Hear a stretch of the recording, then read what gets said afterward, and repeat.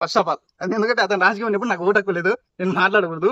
నాకు ఓటు హక్కు వచ్చినప్పుడు నేను గుర్తుంది ఒకటి. మాకైతే 2 హౌసెస్ వచ్చినాయి. మా అమ్మ మా నాన్న పేరు మా వదిన పేరు మీద 2 హౌసెస్ వచ్చినాయి. మా అన్నకి 2 కొడుకులు, వాళ్ళకి కూడా విద్యాకానికి వచ్చింది ఇద్దరికి. యాజ్ నేను కూడా డిగ్రీలో 3 years ఉన్నప్పుడు నాకు కూడా విద్యాకానికి వచ్చింది.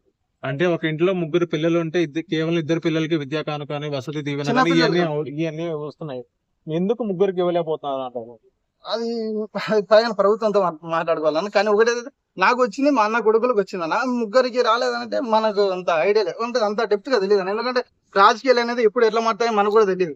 సో మన ఈవెన్ మన మైండ్ సెట్ మా మ్యాక్స్ అయితే ఎంత ఉంటాయి, ఒక పావు కేజీ ఉంటుంది మన మైండ్ సెట్, అదే మారిపోతుంది సెకండ్ ఒకసారి. రాజకీయాలు కదా నా చెప్పలేము మనం కూడా ఇప్పుడు ఎట్లా మారుతుంది అనేది కూడా. కానీ చూడాలి 2024 ఈ ఇయర్ లో ఏది జెండా ఎగిరేస్తాను. ఇప్పుడు చంద్రబాబు నాయుడు గారి మీద మీకు నచ్చని అంశం ఏంటి?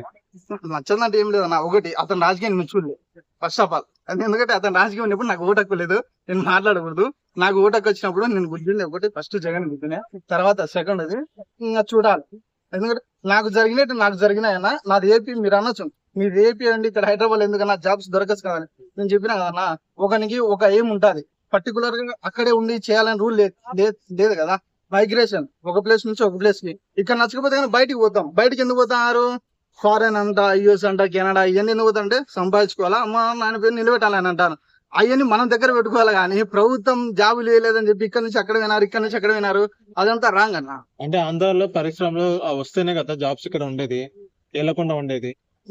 ముందు చేసిన వాళ్ళు ఉంటారు కదన్నా, వాళ్ళు కనీసం ఒక సొంతగా లాగొచ్చి, అరే బాబు ఇంతవరకు తీసుకొచ్చినా మిగతా మీరు చేయండి అని అంటే వాళ్ళు చేస్తారు. నువ్వు గుంత అనేది లే, గుణపమే ఎట్లే, అసలు నువ్వు భూమి పూజ చేయలే, ఏం నుంచి చేస్తాదన్నా?